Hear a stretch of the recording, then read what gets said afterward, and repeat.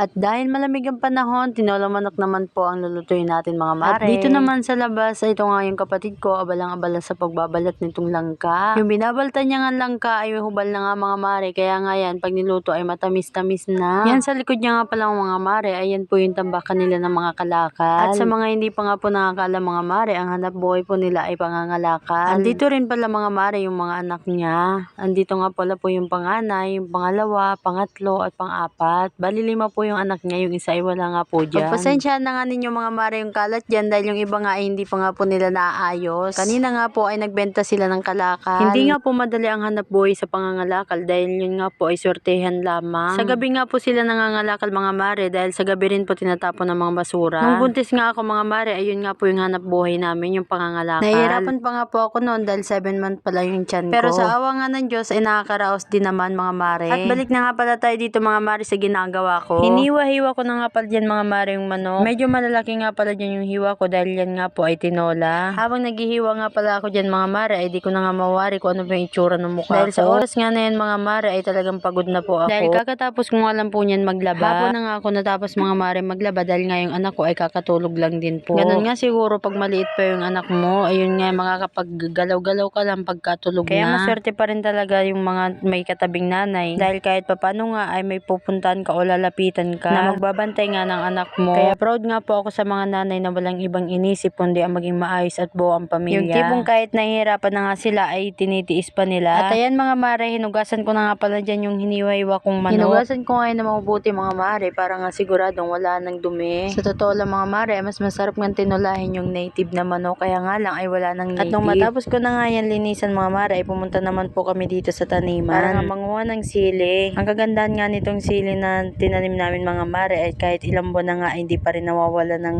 bunga. Diyan naman sa tabi ng sili mga mare ay meron nga pala dyan tanim na sitaw. Gumagapang na nga po siya pero wala pang bunga. At syempre dahil paborito natin ang kangkong, ayun nga po ang isasawag natin sa tinolang manok. Nakakaawa na nga tingnan itong kangkong at lagi na lang itong kinukunan kaya nga ayan kalbo na nga. Kaya sabi ko nga sa kapatid ko ay hindi nga namin ito muna kukunan ng mga ilang araw para nga dumami naman yung bunga niya. At nung matapos ko naman nga kunin lang ay hinugasan ko na nga rin po itong kangkong at sili. At ito nga mga mare, handa na nga po itong lulutuin natin kaya nga simulan na natin magluto. Sa kaldero na nga lang po ako mga mare magluluto para nga maraming sabaw. At ayan, ginisa ko na nga po dyan yung luya. At nung lumabas na nga po yung aroma niya ay sinunod ko naman nga po yung bawang. At nung magisa-gisa na nga yan ay sinunod ko naman na itong manok para nga igisa na nga po siya at masangkot siya. Pasensya na nga pala kayo mga mare kung medyo madilim dahil nga nakalimutan kong sabihin sa kapatid ko na buksan nga yung ilaw ng cellphone.